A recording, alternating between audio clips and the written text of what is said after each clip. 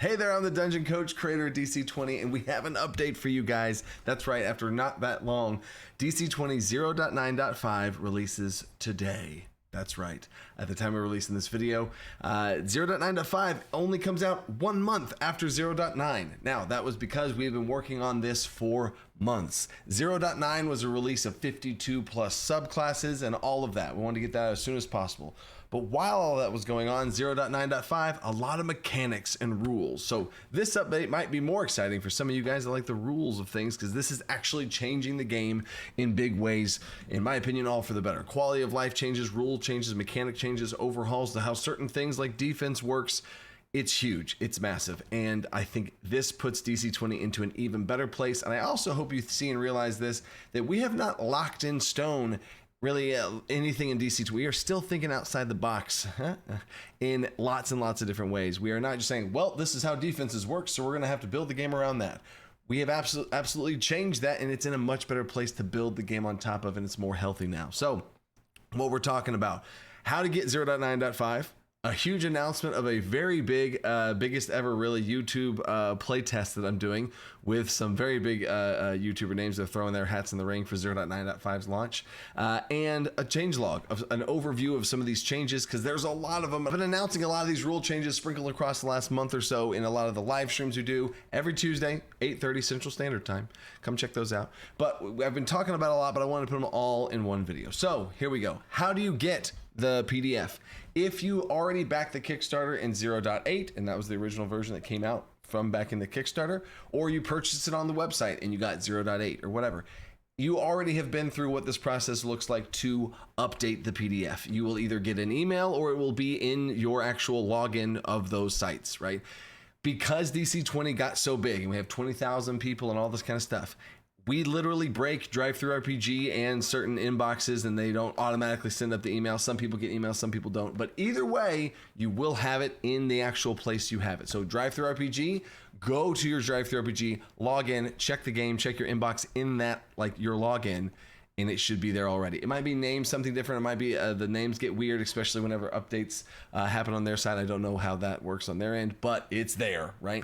So that always is going to be the case. You know how to do it, and as soon as you've been through an update, you know how the next one's going to work, and it's super smooth after that, right? And if you bought the website on the PDF, if you bought the PDF on the website, same type of thing. You can go to the website, log in, check everything out there, or you'll have an email as well. Check all your inboxes, spam. You know how the thing works. We had a lot of customer service emails the first time around because people didn't know where to look for things. Hopefully this is makes a bit more sense this time, and we're also a bit more clear with everything. So there's also the Kickstarter post that talks about all of that. And if you don't have DC20 at all in any way, shape, or form, you can check the link out in the description for 0.9.5, and anyone who gets the PDF and buys the PDF gets every single update for free. You don't have to keep buying it. It's the full version of the game in its current state and all future updates until we finally finish the thing, right? But in the description is an affiliate link, not to myself, but to Trent Monk. Trent Monk is a friend of the channel. He was one of the first bigger YouTubers to kind of sweep up DC20 and be like, this is really cool mechanically. Did a bunch of stuff with it. We did one playtest with him. He was really impressed with the system, had nothing but great things to say about it. We talked a lot behind the scenes, did some crunching stuff, and he's helped to the growth of DC20.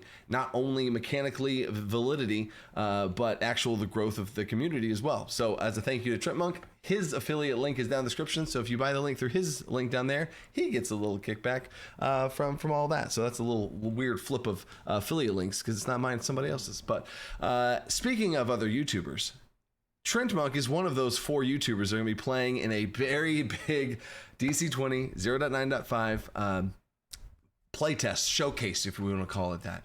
This is going to be a 3-video series with these 4 people. There's going to be a video where we make the characters and create a 0.9.5 character live. Here, like unclip, this is how you can make a character and how I kind of walk people through it. So if you as a game master want to see that, there's that. The actual gameplay footage of them playing and actually playing the one shot, and then a little post interview, kind of breaking down kind of what their thoughts and some things are, right? So super cool 3-video series. And those YouTubers are Trent Monk, Colby from D4 Deep Dive, Mr. Rex, and Will from D&D Shorts. Huge lineup right there. Super excited to play with them. And now, with all of that and all the hype and setup, What is 0.9.5? Let's actually show you guys what is going into the changelog. This is the changelog, right? I'm going to have a link to this in the description as well if you want to actually like scroll through it, just in case I'm going too fast, and because this is very much going to be an overview. If you want to read these things, it is in the description of this video and in the Kickstarter post and all that kind of stuff, right? So, there's an updated character sheet as well, because there's so many mechanical changes. The character sheet got updated too, but lots of different things. And I'm just going to go from a big picture overview.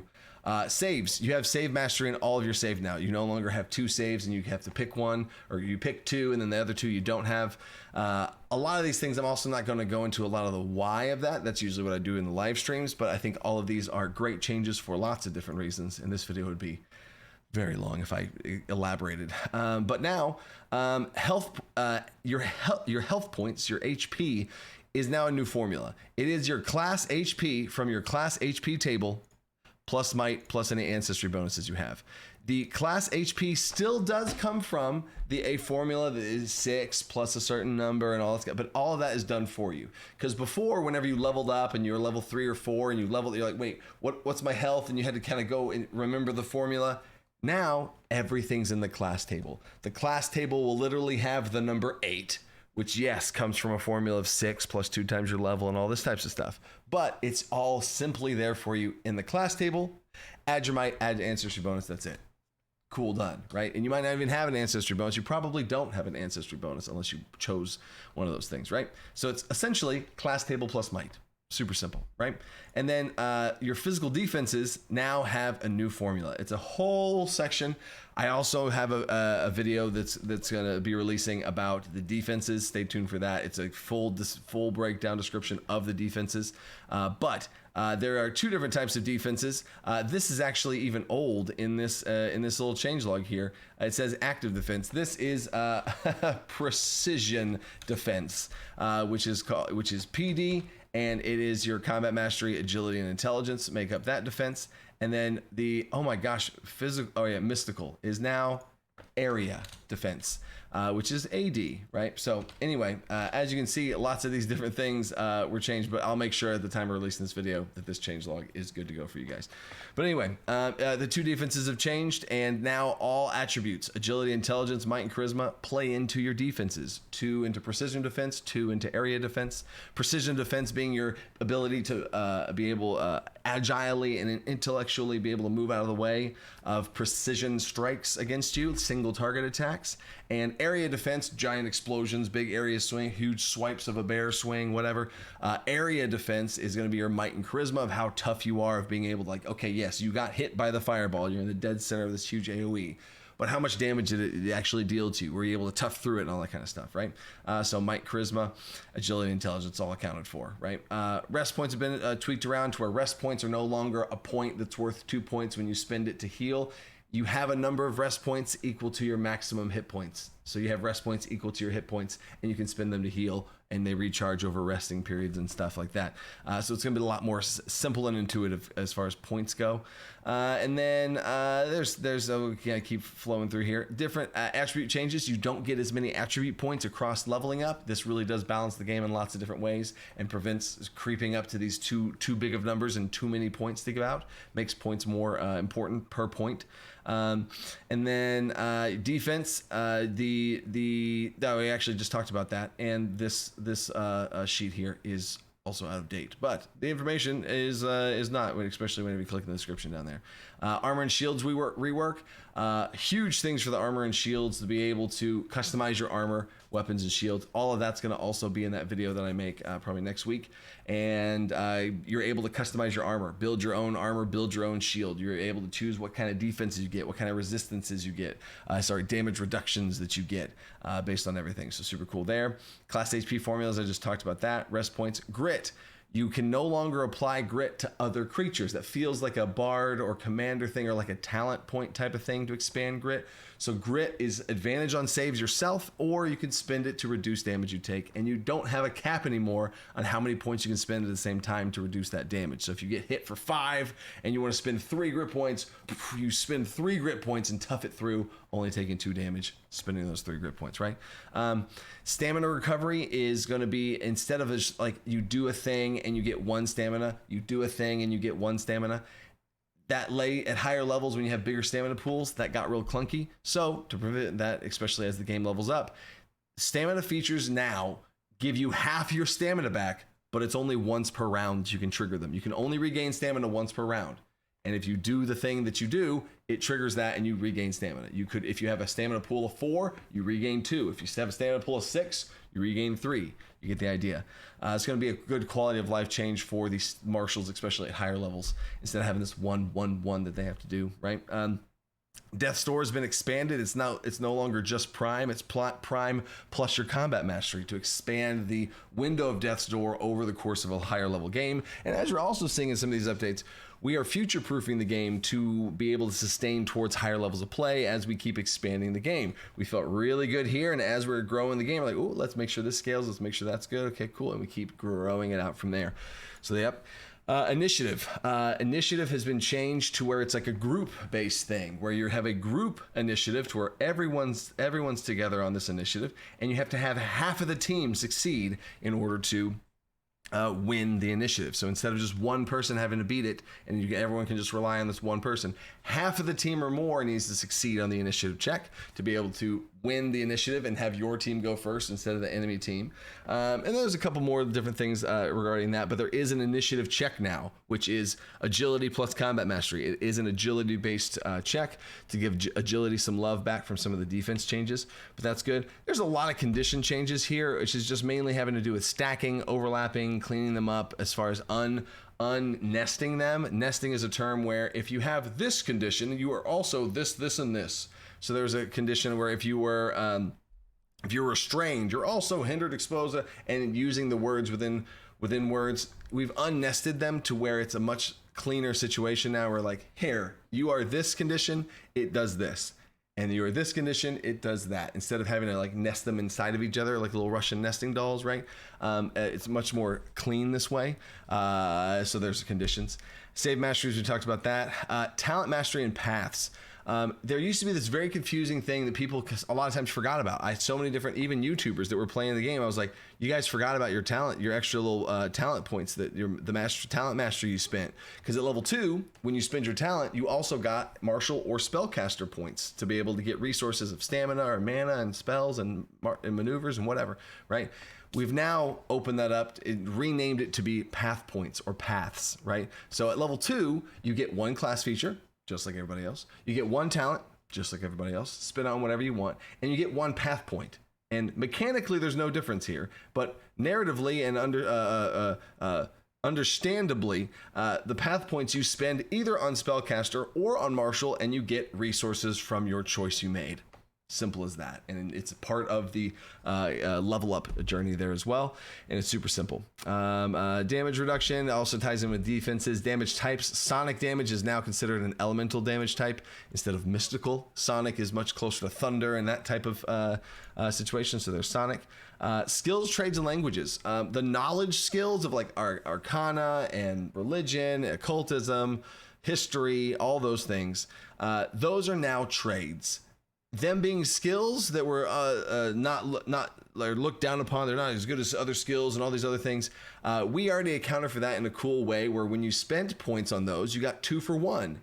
Well, now, instead of them being skills, they are now trades. They have been moved to trades of you researching and learning things about nature and arcana and all these types of things. They are trades that you would have spent time learning, just like you would blacksmithing or art or theater or whatever, and you have them be trades now. But the cool thing is 1 skill point can be converted into 2 trade points. So you still get all the cool benefits there, and it's a lot smoother process for trades and gives some trades and knowledge trades some love.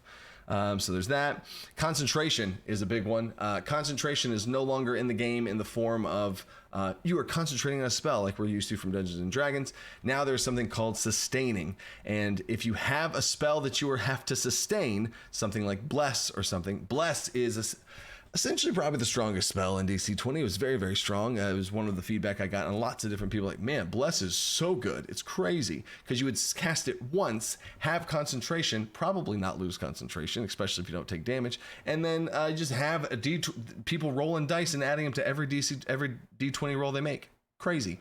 So now we're able to have big, cool, powerful spells like that. But instead of having this just concentration and you can only concentrate on one thing at a time thing, you now, if you cast a spell that has a sustained action or a spell that you need to sustain to keep it going, you cast the spell, you get the effect. And at the top of your turn, at the very start of your turn, you have to spend 1 AP at the start of each of your turns to sustain the effect and keep it going. So it keeps going. You don't have to spend mana again. You don't do anything like that. But your 4 action points, you spend one of them and they keep the bless spell going, which, I mean, really is worth it. It's very powerful. And that also lets us be able to make really cool, powerful, sustain spells instead of interacting with the concentration system, which has its own issues and stuff. So there's that. Maneuvers, we move some things around with prone. You no longer trigger opportunity attacks from standing up from prone. I don't think that's needed for DC20. That's a longer problem. I think it's needed for Dungeons and Dragons, but not for DC20 for lots of reasons. But now you do trigger opportunity attacks when you switch or draw your weapon. So if a creature is switching out or like draws a new weapon, that triggers an opportunity attack. You're putting one weapon away and you're vulnerable, pulling out a second one. And that addresses some of the issues where if a melee creature runs into a ranged creature and they have to switch out a weapon, that provokes an opportunity attack instead of some other things. So it is a slight nerf to prone in general, but I think it's good overall because trip now can be 1 action point, because the trip maneuver of knocking somebody prone used to be 2 action points. Nobody ever picked it up. Now you can do that, and it kind of opens up the game and moving around and stuff like that too. So super cool there. And then class changes, not going to get into each one of these. There actually are other DC20 influencers now making all kinds of videos about these types of things. And I'm excited for them to make these videos and keep you guys fed with all the different types of information of class changes and other things like that. But I wanted to do it all in one spot right here for the big picture of the game. And now there are some class changes here and ancestry changes and all of that. So huge excitement right now to be able to get this out to you guys. We wanted to get out as soon as we possibly could to get you 0.9.5. 0.10, which is the next one. It's not 1. It is it's called semantic numbering, is what the phrasing of this update system is called. But 0.10 is the next version of the game, and that's going to be spells and techniques, and that is the last big, huge, gigantic task to do. 52 subclasses was huge. 100 spells and a whole bunch of techniques is also huge, right? So this is the last big final pillar of something we wanted to knock out. It's going to take some time, but we're going to keep you guys updated with live streams, posts, Patreon stuff, all of that. All the stuff to stay connected. DC20 is down in the description. Stay creative. Think outside the box.